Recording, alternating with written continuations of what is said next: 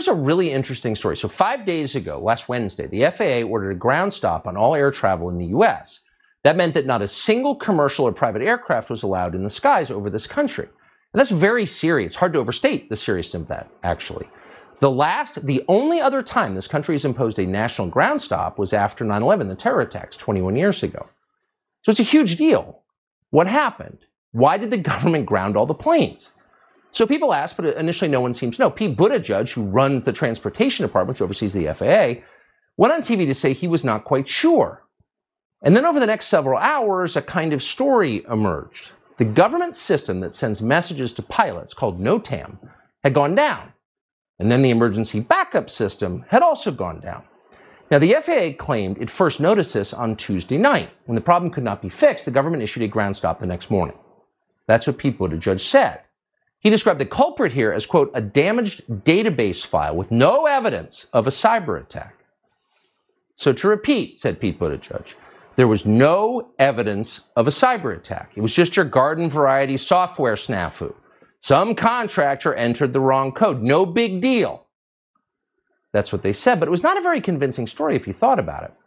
Shutting down all commercial air travel in this country, even for a morning, is a very serious thing to do.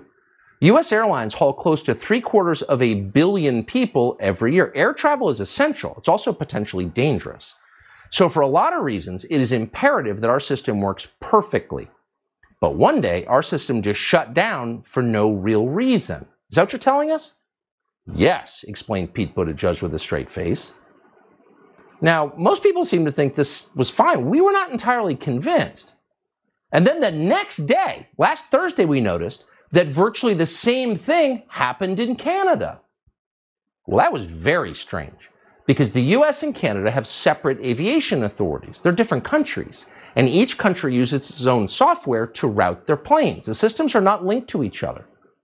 And yet, 24 hours after our country's NOTAM system went down, Canada's NOTAM system went down also. According to the Canadian government, its system, quote, experienced an outage. Really? What are the odds of that? And then we remembered that on New Year's Day, 2 weeks ago, something similar happened in the Philippines. Its air traffic control system also went down.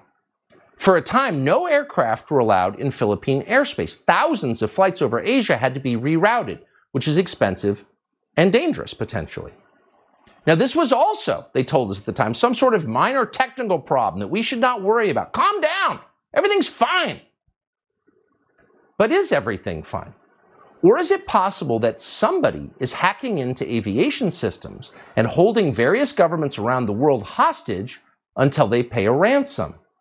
Well, yes, it's entirely possible. In fact, for example, in the summer of 2020, UCSF Medical School paid more than $1 million in Bitcoin, and they paid it in order to get access to their own computers, which had been frozen by hackers. They were held up for ransom. So what if the same people or similar people just did something very much like that to the FAA, and then to the government in Canada, and also the government of the Philippines? Now, if that were actually happening, the Biden administration would never tell us in a million years. They would lie about it like they lie about everything else. They would have Mayor Pete claim it was a software glitch from a contractor. And they would lie to us because they would not want us to know that they had been so utterly reckless and negligent and distracted by equity concerns that they had allowed some foreign hostile group to take control of our FAA. But the lie could only cover so much because there would be signs of it.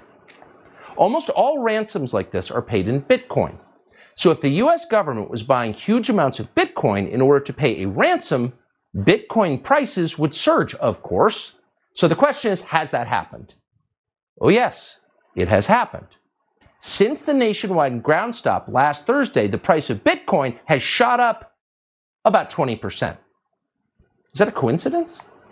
We asked Pete Buttigieg to come on the show tonight to let us know. Unfortunately, he did not respond to our request, so we'll keep asking.